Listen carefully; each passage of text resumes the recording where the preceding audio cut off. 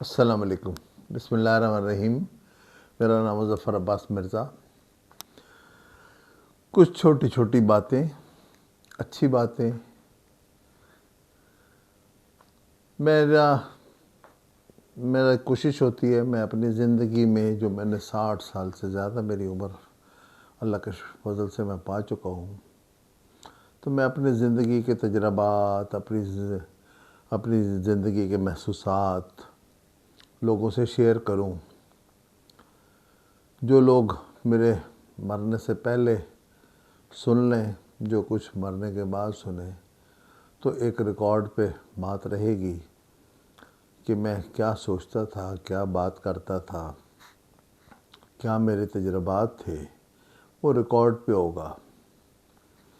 دوسرا یہ ہے کہ اچھی بات ایک صدقہ جاریہ بھی رہتی ہے۔ میں اس نظریے سے بھی اپنی بات کرتا ہوں کہ اچھی بات میری ریکارڈ پہ رہے گی، صدقہ جاریہ بن کر رہے گی۔ میرے زندگی میں یا میرے مرنے کے بعد بھی لوگ جب سنیں گے تو وہ میرے لیے خیر کا باعث بنے گی انشاءاللہ العزیز۔ ہمیں ایک دوسرے کے لیے آسانیاں تقسیم کرنی چاہیے۔ نیگیٹیوٹی ہمارے معاشرے میں بہت زیادہ ہے، ہم بری باتیں زیادہ پسند کرتے ہیں، یا شاید دنیا بھر میں ایسا ہوتا ہو، لیکن ہمارے معاشرے میں کم سے کم میں یہ جانتا ہوں لوگ بہت ویلکم کرتے ہیں بری باتوں کو، شیطانی سوچ کو، اچھی باتوں کو اوائڈ کرتے ہیں۔ میں آج آپ سے کچھ ایک دو چیزیں شیئر کرنا چاہوں گا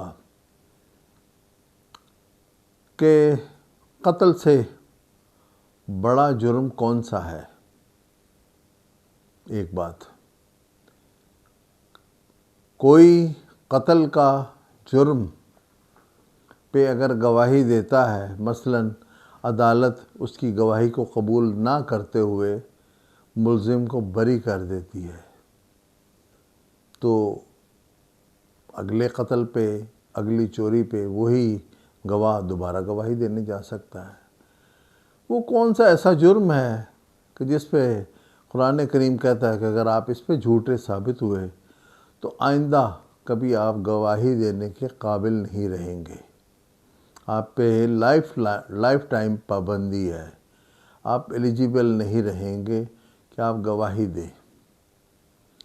قرآن کریم میں سورہ نور سے رجوع کرنا پڑے گا، جس میں بہت سادہ سا طریقہ زندگی جو ہمارے معاشرے میں ہم چسکا لینے کے لیے، مزہ لینے کے لیے، وہ لڑکا، وہ لڑکی، وہ عورت، وہ مرد کا بڑا چکر ہے، بڑا گرم مسالہ ہے اس کے اندر۔ ہمیں اس سے اوائڈ کرنے کی ضرورت ہوتی ہے، اس سے بچنے کی ضرورت ہوتی ہے، کیونکہ یہ سخت ترین گناہ ہے۔ جب ہم یہ کہتے ہیں کہ فلاں عورت کے بارے میں، ایون کہ سورہ نور کے مطابق آپ یہ سچ بھی جانتے ہیں، تب بھی یہ بات کرنے کے آپ مجاز نہیں ہیں۔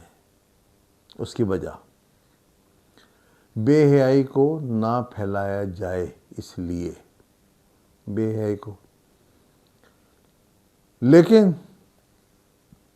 اس میں پہلے میں آخری کنکلوژن بھی دوں گا اس میں مثلاً ایک مرد یعنی کہ شوہر اپنی بیوی پہ اسے شک ہوتا ہے یا یقین ہوتا ہے واٹس ایور، تو وہ یہ کہتا ہے کہ میری یہ بیوی، اس کا کردار اچھا نہیں ہے، میں نے اس میں فلاں مرد کے ساتھ اس کو غلط کاری کرتے ہوئے یا دیکھا یا سنا یا سمجھا، تو اس کا طریقہ کار یہ ہے کہ 4 دفعہ وہ مرد قسم کھائے۔ معذرت چاہوں گا کہ اگر ہو سکتا ہے میں ایک نمبر آگے پیچھے کر جاؤں، یا 4 یا 3، میرا خیال ہے کہ 4 مجھے جو یاد پڑ رہا ہے اس وقت، بہرحال اس میں میں معذرت خواہ ہوں۔ اسی طرح سے عورت بھی یہی قسم کھائے کہ جو میرا شوہر ہے اس کو کوئی غلط فہمی ہوئی ہے، یا غلط بول رہا ہے، جھوٹ بول رہا ہے، یا غلط الزام لگا رہا ہے، تو میں اس میں، اور پھر فائنل اگر عورت یہ قسم کھا لے کہ اگر میں جھوٹ بول رہی ہوں تو اللہ کا عذاب مجھ پر ہو، اور اس کے بعد حکم یہ ہے سورہ نور کے مطابق کہ مرد اس کے بعد خاموش ہو جائے اور اللہ کے فیصلے کا انتظار کرے، پھر اس معاملے میں عورت کو مورد الزام مزید نہ ٹھہرائے، بہت جلد یا کچھ ٹائم میں اس کا نتیجہ میرے پاک پروردگار کی طرف سے اس مرد پر ظاہر ہو جائے گا کہ یہ جھوٹ بول رہی ہے، غلط بول رہی ہے۔ اسی طرح سے سورہ نور کے مطابق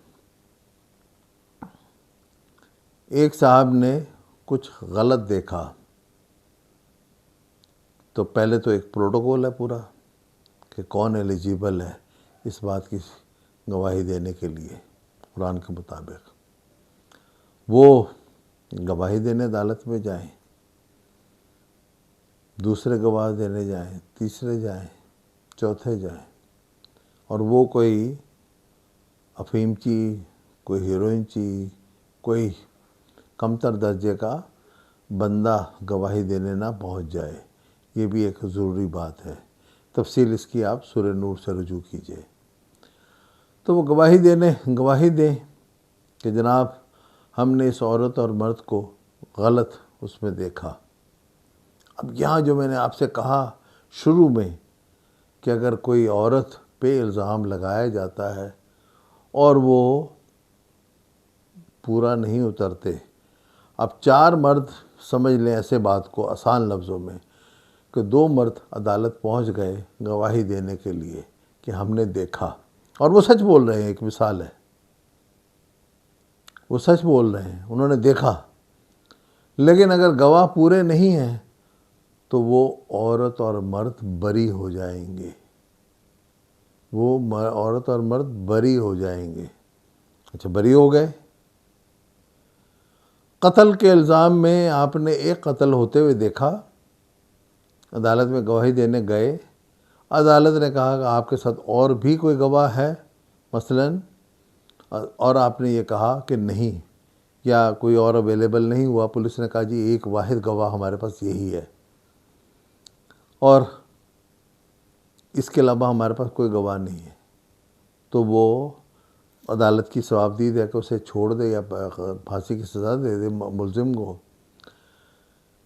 لیکن اگلے دن اگلے کیس میں وہی بندہ دوبارہ سے گواہی دینے جا سکتا ہے، اگلے قتل کی، اگلے چوری کی، اگلی کسی اور مقدمے میں گواہی دینے پہنچ سکتا ہے۔ لیکن عورت اور مرد کے معاملے میں قرآن کریم یہ کہتا ہے کہ اگر آپ نے یہ غلط دیکھا اور آپ کے ساتھ پورے 4 گواہ نہ ہوئے تو آپ ایلیجیبل نہیں ہیں اگلے کسی بھی کیس میں اس بندے کی گواہی لی جائے۔ اب یہاں مسئلہ یہ نہیں ہے کہ جھوٹ بول رہا تھا یا سچ بول رہا تھا، کہ قرآن نے اتنی سختی میرے خیال میں، باقی واللہ عالم، اللہ تعالیٰ مجھے معاف کرے، اس میں میں اپنی چھوٹی سی اپنی جو کم علمی، لا علمی کے جو جتنی سمجھ آئی اس کے مطابق بول رہا ہوں۔ یہ پابندی میرے پاک پروردگار نے کیوں لگائی؟ کہ برائی نہ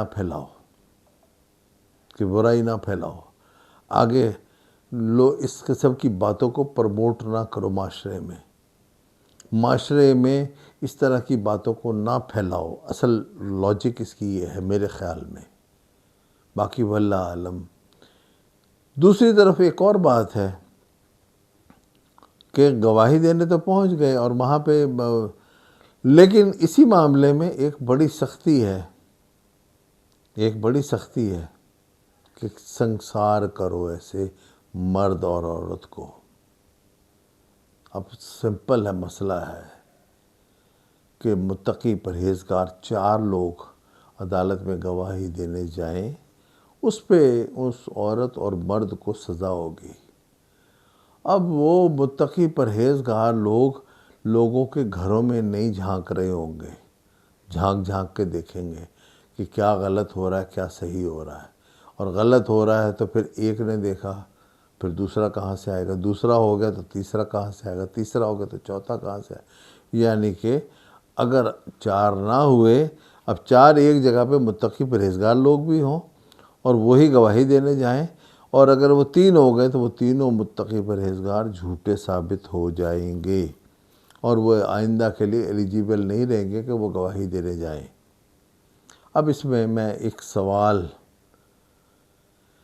یہ کیا بات ہوئی؟ کیا نعوذ باللہ من ذالک قرآن کریم ہمیں برائی پھیلانے کے لیے یہ آئیڈیا مل رہا ہے وہاں سے؟ بالکل نہیں، قطعاً نہیں۔ معاشرے میں آپ برائی نہ پھیلانے کی ترویج کا باعث نہ بنے، لیکن اس پہ سخت ترین سزا دوسری طرف ہے، سنسار کریں، یعنی کہ پتھر مار مار کر مار دیں۔ جیسے قتل کا مجرم ہے تو وہاں پہ یہ کہا جاتا ہے کہ اس کو پھانسی دے دیں، مثلاً اس کو گولی مار دیں، مثلاً تلوار سے اس کی گردن اتار دیں، مثلاً تو اس طرح کی سزائیں دے دیں۔ لیکن یہاں پہ کیا کاز ہے؟ تو برائی کو پھیلانے کا باعث نہ بنے، یہ ہے سمجھنے کے لیے کویسچن۔ اسی طرح سے ایک واقعہ اس میں گوش گزار کرتا ہوں۔ اللہ کے رسول صلی اللہ علیہ وسلم مسجد نبوی میں اصحاب کرام کے ساتھ تشریف فرما تھے۔ مسجد نبوی یا کوئی غلط بھی ہو سکتی ہے، کوئی مسجد اور ہو سکتی ہے، واقعہ جو میں نے وہ بیان کر رہا ہوں بس واقعہ تک رہی ہے، مسجد نبوی نہیں، یا کوئی اور بھی ہو سکتی ہے، یہ میں شاید نہ بھول رہا ہوں، اس لیے معذرت چاہتا ہوں۔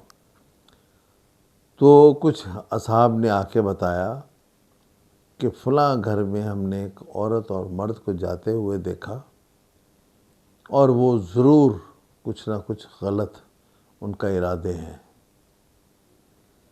تو اللہ کے رسول صلی اللہ علیہ وسلم نے اصحاب کرام سے سوال کیا کہ کون ان کو پکڑ کے لائے گا؟ کچھ اصحاب کرام نے اپنے آپ کو پیش کیا کہ ہم جاتے ہیں۔ تو اللہ کے رسول صلی اللہ علیہ وسلم نے کہا نہیں، مولا کائنات حضرت علی علیہ السلام کو میرے پاک اللہ کے نبی صلی اللہ علیہ وسلم نے حکم دیا کہ آپ تشریف لے جائیے، آپ جائیں۔ تو وہ جن لوگوں نے دیکھا تھا انہوں نے نشاندہی کر دی اس مکان کی۔ بہرحال مولا کائنات چلے گئے اور اس کے بعد انہوں نے مولا کائنات نے اپنی آنکھیں بند کی اور اس گھر کے دروازے پہ دستک دی اور اندر چلے گئے، اندر گئے اور آنکھیں بند کر کے گئے۔ ہاں بھی کوئی ہے یہاں پہ، یہاں بھی کوئی ہے یہاں پہ، یہاں بھی کوئی ہے یہاں پہ، اور اس کے بعد مولا کائنات مسجد نبی میں دوبارہ تشریف لے آئے۔ اللہ کے رسول صلی اللہ علیہ وسلم نے سوال کیا کہ علی تم نے کیا دیکھا؟ تو مولا کائنات حضرت علیہ السلام نے کہا میں نے تو کچھ نہیں دیکھا۔ تو ان کے ساتھ جو اصحاب کرام تھے جنہوں نے نشاندہی کی تھی، انہوں نے کہا تھی انہوں نے تو آنکھیں بند کر لی، کیسے دیکھ سکتے ہیں؟ تو وہاں پہ سادہ سی بات یہ ہے کہ آپ کسی کے عیب تلاش کرنے کے لیے، جو میری سمجھ میں آئی ہے، میں اپنی سمجھ بیان کر رہا ہوں، اپنا نتیجہ بیان کر رہا ہوں یہاں پہ، تو اللہ کے رسول صلی اللہ علیہ وسلم نے فرمایا کہ علی نے صحیح کیا۔ تو یہاں پہ اب میں اپنا نتیجہ دے رہا ہوں، میرا خیال اپنی اللہ تعالیٰ مجھے معاف کرے اگر اس میں کوتاہی ہو جائے، غلطی ہو جائے۔ تو نتیجہ یہ ہے کہ آپ دوسروں کی برائیاں تلاش کرنے کے لیے جستجو نہ کریں کہ اگر کوئی گھر کے اندر ہے لیکن سنسار کا حکم آ گیا، تو یہاں پہ یہ حکم ہے میرے خیال میں کہ کوئی سر عام، جہاں پہ سر عام گناہ میں مرتکب ہو رہے ہیں کوئی مرد اور عورت، تو وہاں پہ 4 گواہی بھی مل جائے گی آرام سے، جو کہ آج کے زمانے میں لوگوں کو شوق ہے اپنی ویڈیوز اپلوڈ کرنے کا، اپنے گناہوں کی ویڈیوز بناتے ہیں اور اس کے بعد اپلوڈ کرتے ہیں، یعنی کہ وہ ایک سے زیادہ گواہ خود بنا لیتے ہیں اپنے۔ اب آپ میری ویڈیو دیکھ رہے ہیں، سن رہے ہیں، تو آپ میری اچھی ہے بات لگے، آپ کو یہ بری لگے، آپ میرے گواہ بن گئے کہ ہاں ہم نے مظفر عباس مرزا کی یہ ویڈیو دیکھی جس میں یہ ذکر کر رہے تھے، تو اب آپ میرے گواہ بن گئے۔ اب اچھی بات کر رہا ہوں تو اچھے کے گواہ بن گئے، بری کر رہا ہوں تو برے کے گواہ بن گئے آپ۔ تو اسی طرح سے ویڈیوز لوگوں کو آج کل شوق ہے اپنے گناہوں کو ریکارڈ کرنے کا اور ریکارڈ کے بعد محفوظ کرنے کا، یعنی کہ کہا یہ جاتا ہے، اسلام کا حکم یہ ہے، اللہ کے رسول صلی اللہ علیہ وسلم کا حکم یہ ہے کہ اپنے گناہوں کو ہم دوسروں کے آگے بیان نہ کریں، لیکن ہم دوسروں کو گناہوں کو بیان کیا کریں، ہم تو خود ریکارڈ کر کے محفوظ کرتے ہیں، خود محفوظ کرتے ہیں۔ تو آج کے زمانے کا بہت بڑا شر ہے یہ، بہت بڑا ظلم ہے یہ۔ ہمیں اس ظلم سے بچنا بھی چاہیے، دوسروں کو بچانا بھی چاہیے، ہر اچھی بات کو صدقہ جاریہ سمجھتے ہوئے آگے پھیلائیں۔ میری ریکویسٹ ہے کہ اگر آپ کو میری ویڈیو پسند آئے تو اس کو آگے پھیلائیے، آگے پہنچائیے۔ اگر اس میں کوئی خلاف اسلام و مجھ سے کوتاہی غلطی ہو گئی تو میں اس پہ معذرت خواہ ہوں۔ میں نے جتنی بھی چھوٹا میٹا تھوڑا سا میرا علم ہے اس کے مطابق میں نے بات کرنے کی کوشش کی۔ والسلام۔